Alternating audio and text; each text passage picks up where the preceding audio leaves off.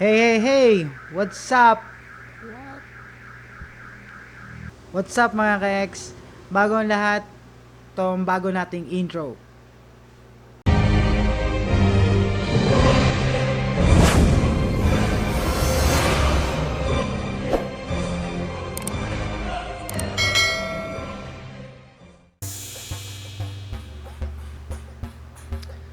Nakamiyo ka ba? Kung nakamiyo ka at ang problema mo ay kick, tara let's at gawin natin yan, no? So kita naman sa unang video natin, ang problema ng MIO na to is hindi na kumakagat ang kick. Tingnan natin kung anong problema at ayusin natin to. Let's go.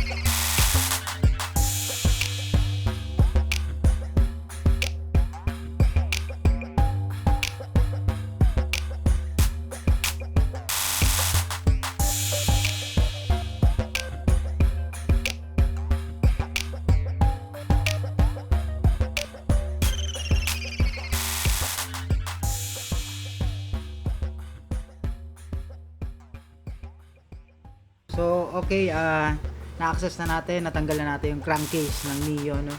So, ano ba nandito?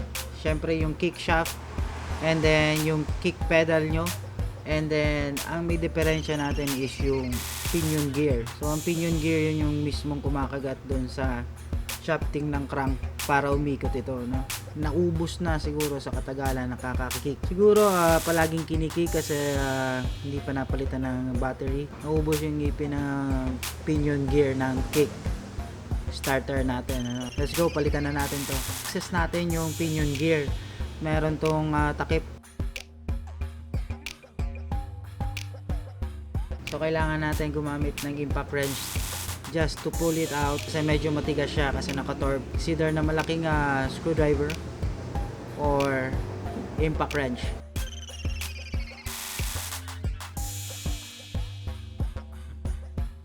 Access na natin yung pinion gear natin, no? So ang pagtatanggal lang nito is pihitin lang yung kick without the stopper.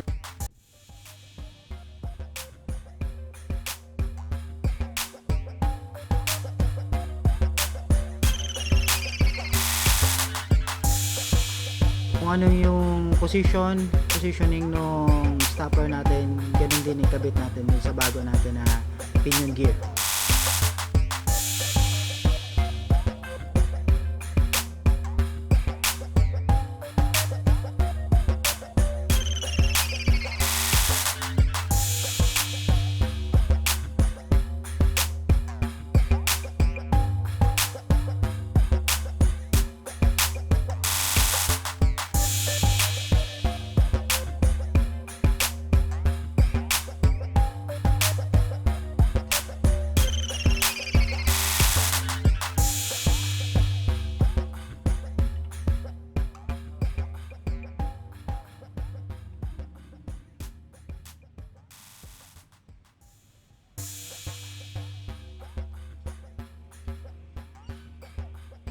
As you can see, pinosisyon ko yung kick as open. Pagbalik nung kick gear kasama yung idle na natin, babalik na siya.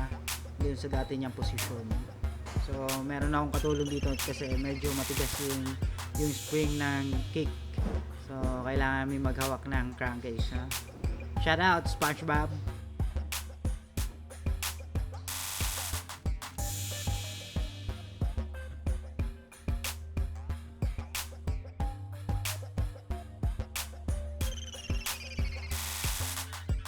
And then dito makikita nyo yung position ng stopper natin. So mayroon siyang slot na makikita nyo doon.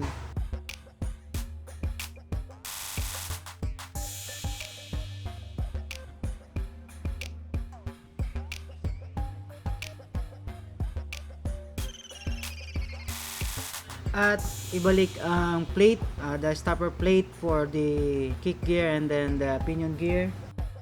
Tapos ibalik nyo, i-torque nyo ulit para hindi kumala sa mga tornilyo sa loob.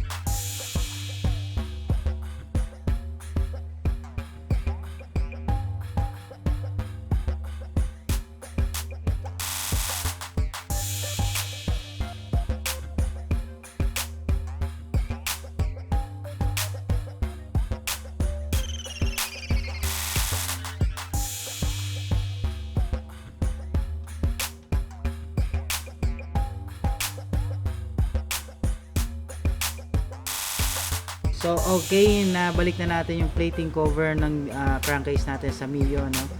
So advice ko lang sa inyo, if linisan and then if you have a degreaser, degrease it and then lagyan ng grease yung shafting ng kick gear nyo, no?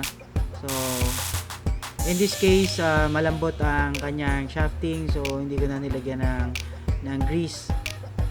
So talagang inayos lang natin yung pinion gear. And ibalik na natin yung crankcase natin.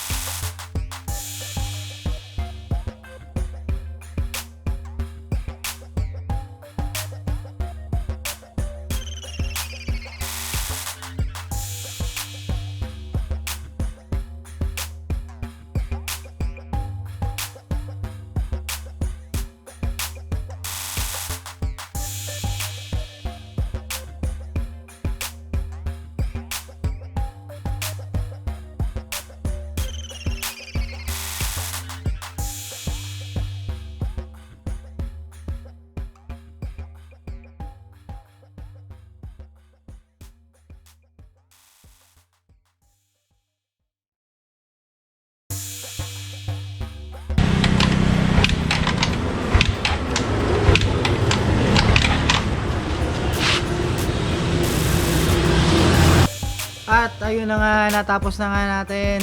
Okay daw, okay daw. Okay na yung kick start natin for MIO Yamaha 115. Welcome to my vlog. This is motoXvlog. This vlog is all about tutorials, motovlogging, reviews. Gawa tayo ng review.